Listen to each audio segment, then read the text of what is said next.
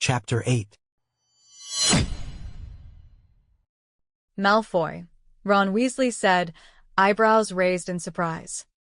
Malfoy, Ron echoed, chuckling slightly inside his boat. That same laugh resonated in Draco Malfoy's mind, and he briefly wondered what response he'd managed to muster last time at such a slight. Only one thought stayed with him now. He had poisoned Ron, nearly ending his life. Draco acknowledged them with a quick nod, and Hermione Granger immediately introduced herself, stretching her hand forward with an assertive manner. She had not hesitated to attempt removing him from their small vessel earlier, all in the name of rule-following. Hermione Granger, she declared, I've got non-magical parents, she admitted eagerly, despite it seeming as a detail best kept private. But I know all about the Great Lake. I read about it in Hogwarts, a history. Offering a distant Draco Malfoy, he recalled her hitting him in the nose in their third year. Draco then turned to the boy he didn't recognize, relief touching his voice. And who are you supposed to be? I'm Neville Longbottom, came the uncertain reply. Draco took longer to shake Neville's hand than he had Hermione's. It had to be some sort of trick. This shy lad with an even shyer-looking toad could not be Neville Longbottom. Despite having been unspectacular back in their school days, Longbottom had transformed into a hero, wielding the sword of Gryffindor to cut down the Dark Lord's serpent and being part of Dumbledore's army. The very son of Frank and Alice Longbottom, whose minds were fractured by Bellatrix Lestrange. That realization might have haunted Draco longer if Ron hadn't spoken up as the boat glided beneath a cliff. Yeah, I've heard about the Malfoys. They claimed they were enchanted into following you-know-who when he vanished, but Dad says it's rubbish. Malfoy's father didn't need any spell to join his side. Ron, Hermione chided, elbowing him as she noticed Draco heard him over the splashing waters, Hogwarts looming grandly nearby. Ron's face went pale. He's sitting right there, Harry Potter added in a whisper, keen on avoiding any confrontation. Draco simmered with silent retorts he'd never voiced, surrounded by 4 Gryffindors who'd learned to view him with disdain from their shared histories. He's not like that, Harry defended Draco to Ron, eager to believe better of him on their mere third encounter. He offered Draco a reassuring look. It's true, Hermione added, lofty pride in her knowledge. Lucius Malfoy was a significant figure within the Death Eaters, she continued. I read about it. To her, it was but another historical detail, not the vivid reality Draco lived.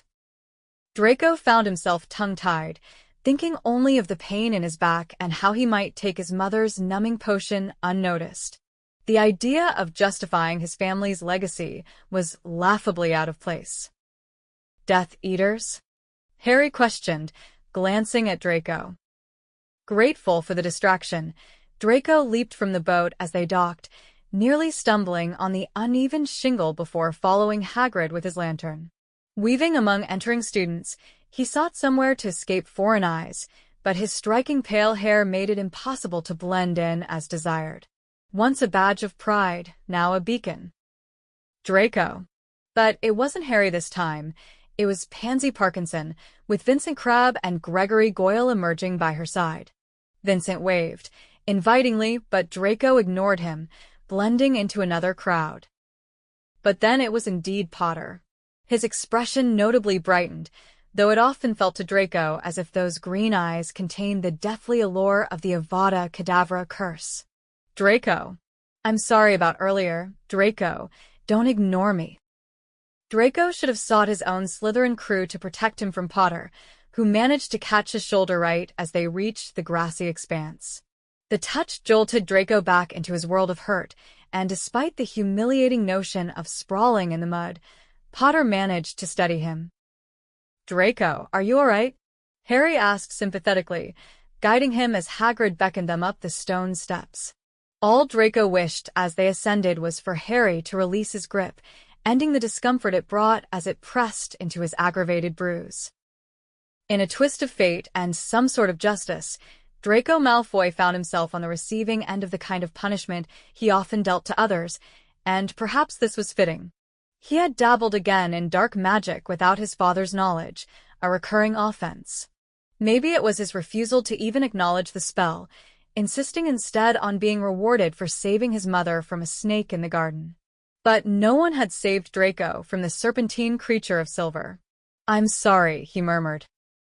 Had Harry Potter really sent Ron Weasley, the friend who was closest to him, to deliver this awkward attempt at an apology, accompanied by a painful grip on his shoulder? Draco glanced back to see the 3 Gryffindors who had arrived with them by boat lagging a few steps behind, Ron appearing none too pleased with Harry's decision. It was quite the Gryffindor gesture. Unsure of the truth about Draco due to his Muggle upbringing, Harry, however, seemed to know Ron had been out of line. "It's okay," Draco reassured, pulling his shoulder free as they halted in front of the castle doors. Hagrid knocked heavily 3 times. "I'm fine." "I'm sorry for what Ron said about your father," Harry said genuinely, his bright green eyes not wandering away even when Professor McGonagall opened the doors to usher them inside. "Why?" Draco retorted. He was right. Increasing his pace, Draco fell in with only the frightened Hufflepuff first years by the time they reached the chamber where McGonagall explained the sorting process. He could sort them himself with almost perfect precision based on what he remembered, except for those few whose names and faces he couldn't quite place. Draco should have feigned the same anxiety about sorting as the others did, though he knew he was destined for Slytherin. He should have screamed with the others when the ghosts appeared, though their arrival was no surprise to him.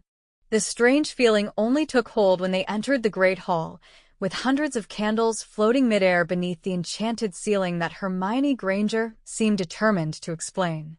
It dawned on Draco that he'd been creating similar light in his cellar and bedroom since that night he broke the mirror, a few floating candles, much like those at Hogwarts, echoing in both form and hue.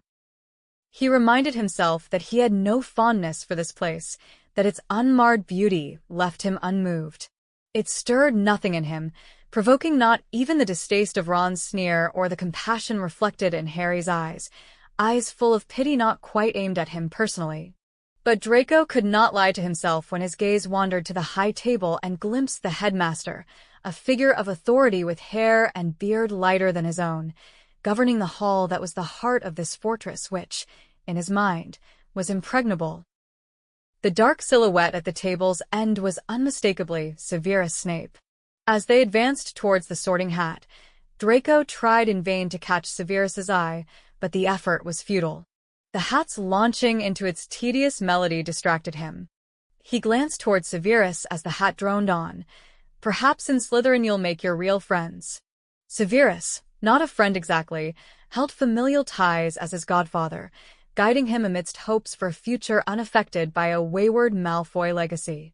Severus, living evidence in his black, youthful form, was the one true beacon among these ceremonials. The students' reactions varied wildly. For some, it was all too weighty. For others, it was dismissed. House affiliation was more significant than mere necktie hues. It could dictate their fate, marking their skin with the colors of victory or those of decay. McGonagall summoned Hannah Abbott.